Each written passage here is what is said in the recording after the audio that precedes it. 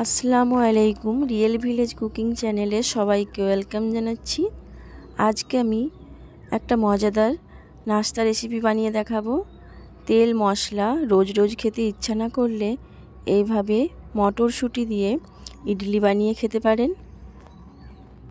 তাহলে এখানে আমি মটরশুঁটি নিয়ে নিয়েছি হাফ বাটি পরিমাণে, ভালো করে ধুয়ে একটা মিক্সিং জারের মধ্যে নিয়ে নিয়েছি।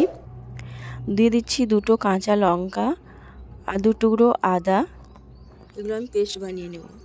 খুব ভালোভাবে পেস্ট বানিয়ে নিয়েছি। এগুলোকে আমি ছেঁকে নেব, শুধু রসটা বার করে নিচ্ছি। আপনারা চাইলে এইভাবেও করতে পারেন। এখানে রসটা না বার করে বানালেও হবে, আপনাদের যেটা ভালো লাগবে সেইভাবে বানাবেন। এবার দিয়ে দিচ্ছি হাফ বাটি সুজি আর ছোটো বাটি এক বাটি পরিমাণে টক দই। লবণ দিয়ে দিলাম হাফ চামচেরও কম। 1 চামচ চিনি দিয়ে দিচ্ছি। এটাকে খুব ভালোভাবে মিশিয়ে নেব। আপনারা এখানে পুরোটা সুজি দিয়েও বানাতে পারেন অথবা চালের আটা দিয়েও বানাতে পারেন, খুবই ভালো হবে। খুব ভালোভাবে মিশিয়ে নিচ্ছি। সুজিটা ফুলে উঠবে, অনবরত নাড়াচাড়া করে খুব ভালোভাবে মিশিয়ে নিতে হবে। এখানে আমি ছোটো বাটি 1 বাটি পরিমাণে দিয়ে দিচ্ছি চালের আটা। চালের আটা দিয়ে আবারও ভালোভাবে মিশিয়ে নেব।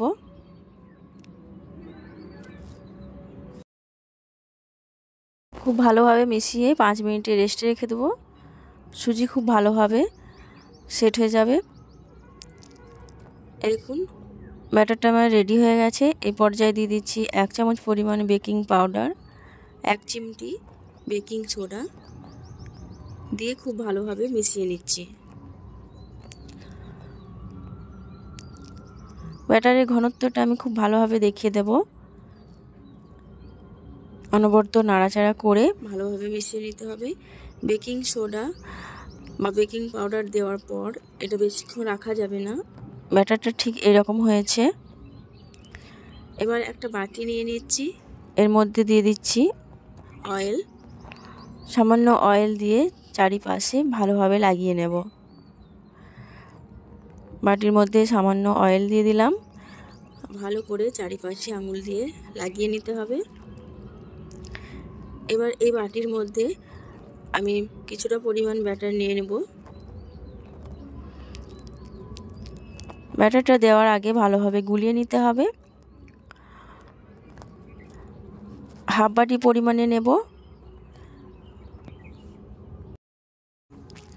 ঠিক এতটাই নেব। হাফ বাটি থেকে সামান্য কম, সামান্য একটু ঝাঁকুনি দিয়ে দিচ্ছি। এবার আমি একটা নিয়ে নিচ্ছি পাত্রের মধ্যে নিয়ে নিয়েছি জল আর একটা স্ট্যান্ড বসিয়ে দিয়েছি। মাঝখানটা ফাঁকা, এজন্য আমি একটা গ্রেটার বসিয়ে দিলাম। এরকম একটা গ্রেটার বসিয়ে দিলাম।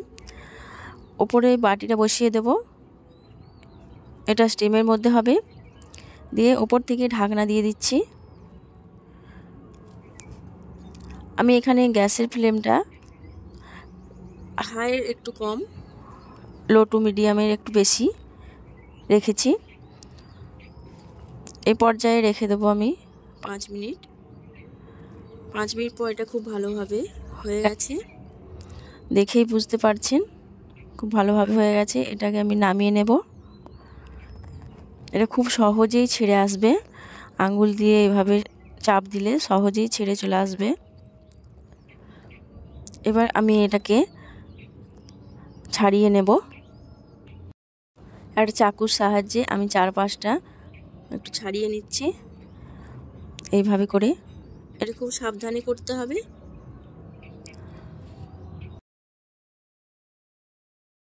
চার পাঁচটা খুব ভালোভাবে একটা চাকুর সাহায্যে ছাড়িয়ে নেওয়ার পর খুব সহজে এটা উঠে চলে আসবে। একটা প্লেটের মধ্যে আমি নিয়ে নেব। এই দেখুন খুবই নরম এবং সফট এই ইডলি। এই দেখুন হাতের মধ্যে চাপ দিলে সহজেই বোঝা যাচ্ছে যে কতটা নরম। ঠিক একইভাবে আমি এখানে আরেকটা রেখে দিলাম। খেতে খুবই টেস্টি। আপনারা ব্রেকফাস্টে ঝাল মশলা জিনিস খেতে ইচ্ছা না করলে এইভাবে ইডলি বানিয়ে খেতে পারেন। এই হেলদি রেসিপি বাচ্চারা তো খুবই পছন্দ করবে, বাচ্চাদের টিফিনেও দিতে পারেন।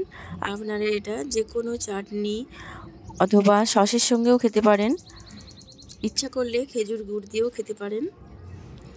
এই দেখুন খুবই নরম, মুখে দিলেই মিলিয়ে যাবে। তাহলে দেখলেন তো কত সহজে এই মটরশুঁটির ইডলি বানানো যায়। ব্রেকফাস্টে তো এই রেসিপি থাকলে আর কিছু খেতেই ইচ্ছা করবে না। আমি একটা ভেঙে দেখাচ্ছি যে ভেতরটা কতটা সফট। আর এগুলো বানাতে বেশি টাইমও লাগে না, খুব অল্প টাইমের মধ্যে এগুলো বানানো যায়। এই দেখুন ভেতরটা দেখুন, খুব ভালোভাবে কুক হয়েছে আর খুবই নরম। আপনারা যদি আমার চ্যানেলে নতুন হয়ে থাকেন, চ্যানেলটা সাবস্ক্রাইব করবেন এবং পাশে থাকা বেল আইকন প্রেস করবেন, যাতে সবার আগে নিত্য নতুন ভিডিও আপনার কাছে পৌঁছায়। তাহলে আজকের এই রেসিপি আপনাদের কেমন লাগলো অবশ্যই কমেন্টে জানাবেন। আমি এখানে খেজুর গুড় নিয়েছি, আপনারা যে কোনো চাটনি নিতে পারেন। খেজুর গুড় দিয়েও খেতে ভালো লাগে। বাচ্চারা তো খুবই পছন্দ করবে এই রেসিপি। তাহলে আজকের এই রেসিপি এখানেই শেষ করছি। আল্লাহ হাফেজ।